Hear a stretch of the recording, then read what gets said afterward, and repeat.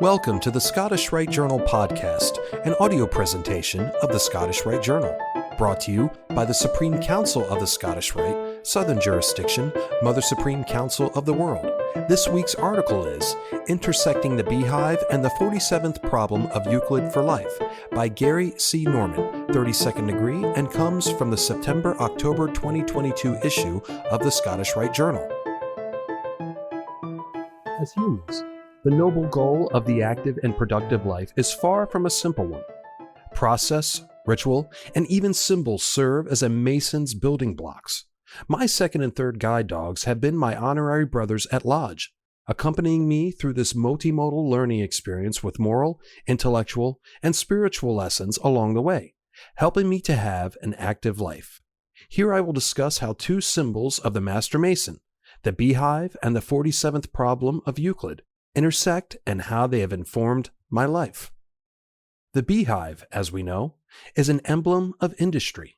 Mackey's Encyclopedia, noting that in modern times we associate industry with factories and machines, reminds us that industry is not related to machines or technology, but rather a virtuous practice for all created beings, from the highest seraph in the heavens to the lowest reptile of the dust. As human beings came into the world rational and intelligent beings, so should they ever be industrious ones, never sitting down contented while others are in want. This is especially true when it is in our power to relieve them. Indeed, the Beehive is a model of the Masonic fraternity itself, with its strength as a philanthropic institution. For me personally, being visually impaired, this concept of the one-on-one relationship and symbiosis on many levels also applies to collaborating with a guide dog. If you could speak with each of my 3 male dog partners, you will learn they view themselves as the king bee most of the time.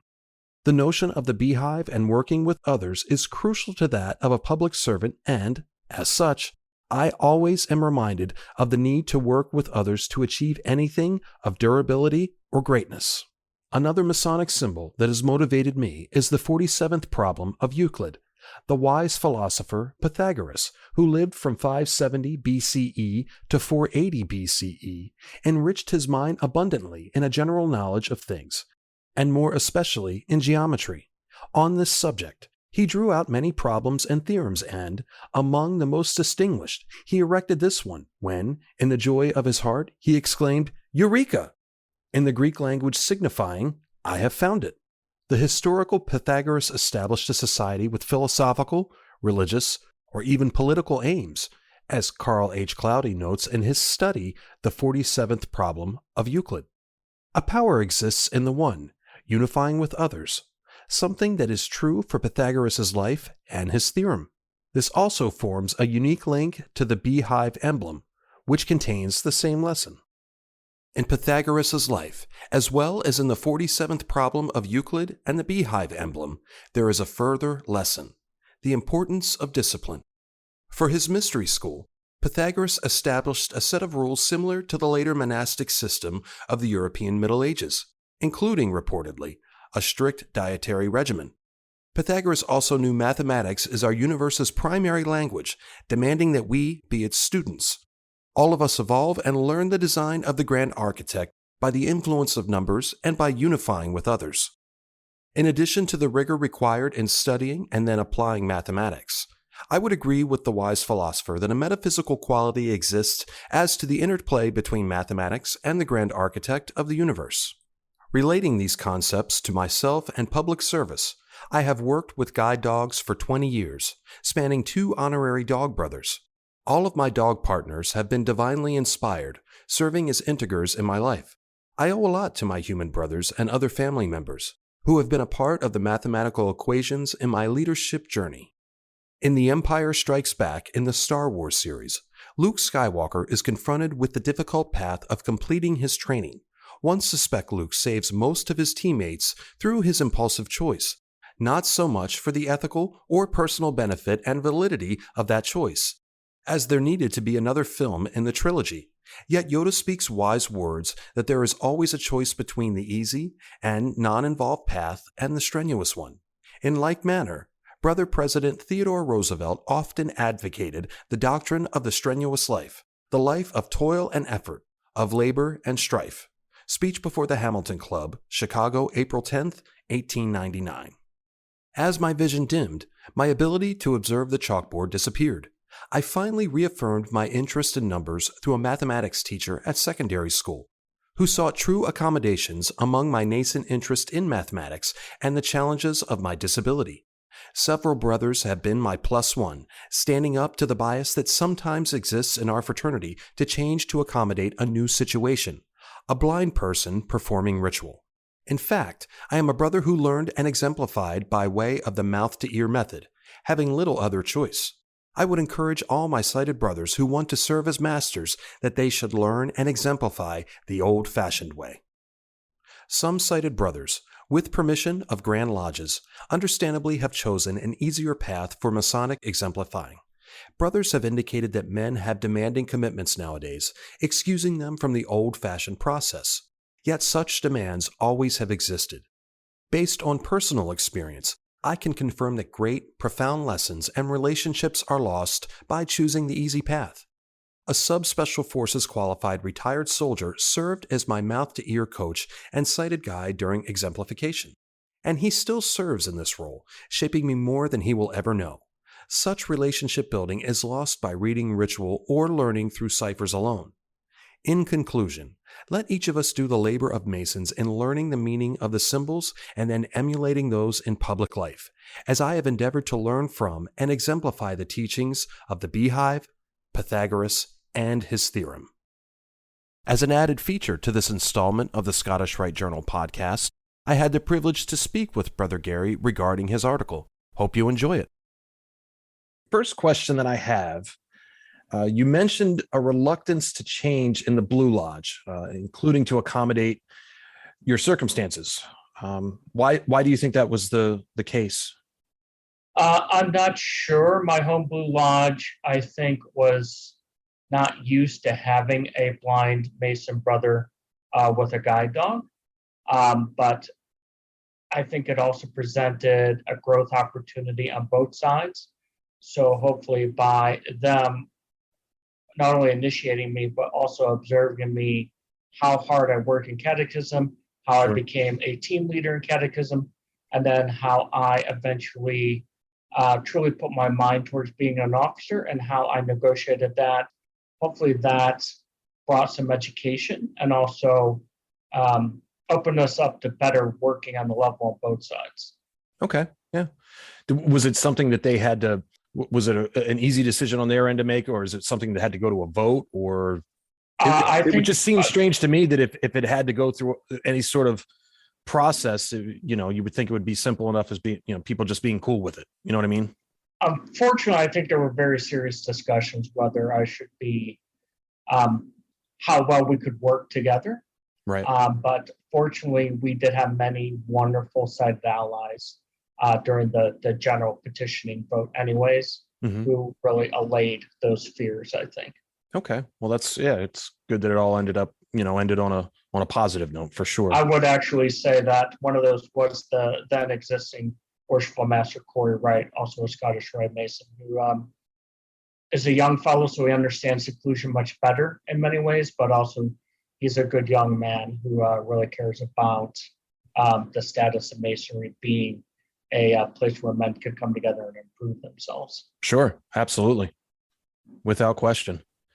How important is it to the fraternity to continue to find new ways to accommodate, to do different things?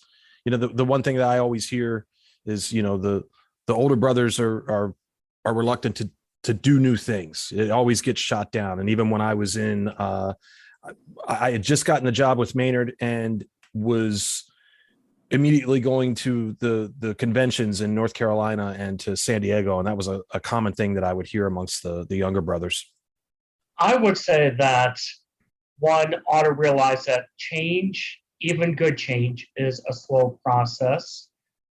So it requires some flexibility and an open mindset on both sides. But there is a case for change and a case for diversity. One is a moral case, one is a business case. On the moral case, we say that we work on the level as Masons. So to exemplify that, we need to be open to diverse young Masons and all kinds of skills and abilities and perspectives that diverse Masons can bring to the table or to a Blue Lodge. In terms of a business case for DEIA or diversity, equity, inclusion, and accessibility, there is an actual documented social science business case for diversifying what leadership looks like both in civil society as well as in a Masonic context. So this one, the third question that I had for you was, and I was talking to my wife about this, the vast majority of the world out there knows Pythagoras for 3.14 equals pi, and it kind of ends there. They associate March 14th as Pi Day, but you had something in the article that struck out for me. And mainly as a person, especially as I've gotten older, trying to maintain a healthy weight, what was his strict diet regimen? It's interesting. So my research for the article, I had known about Pythagoras, Brother Pythagoras, from certainly the symbol in our ritual, which is one of my favorite ones.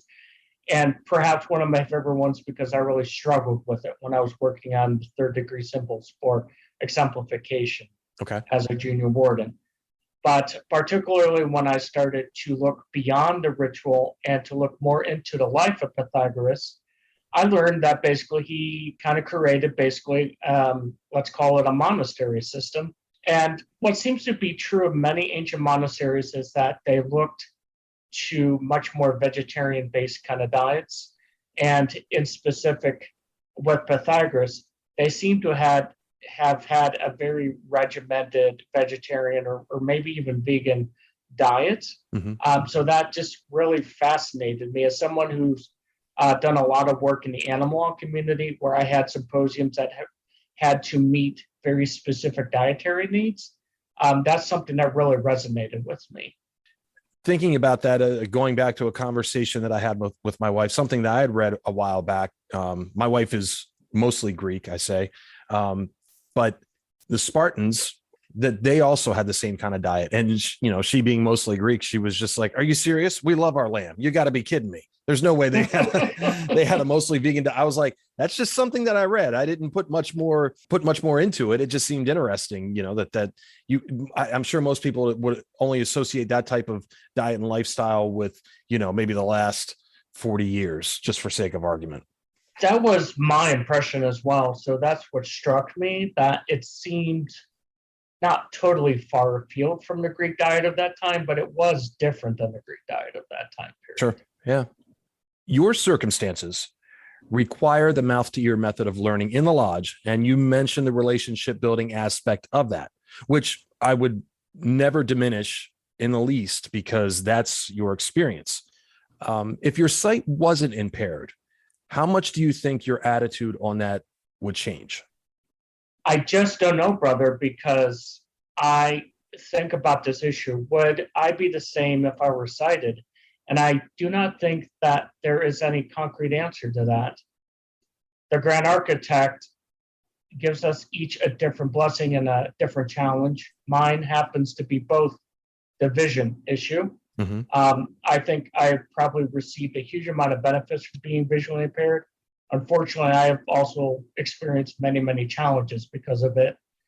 But who's to say that I'm better or worse off because of my vision disability? Only the Grand Architect knows that, and there's grand design for each of us. Sure. Okay. Would I think of these issues differently as a sighted person?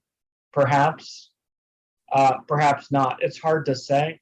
For this question, I always think about the episode of Star Trek: The Next Generation in which Captain Picard has a chance to relook at his life from the Q.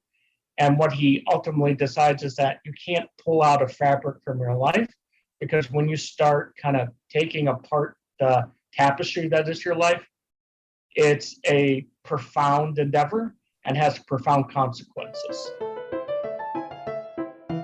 Like and share this article, and don't forget to subscribe to the channel.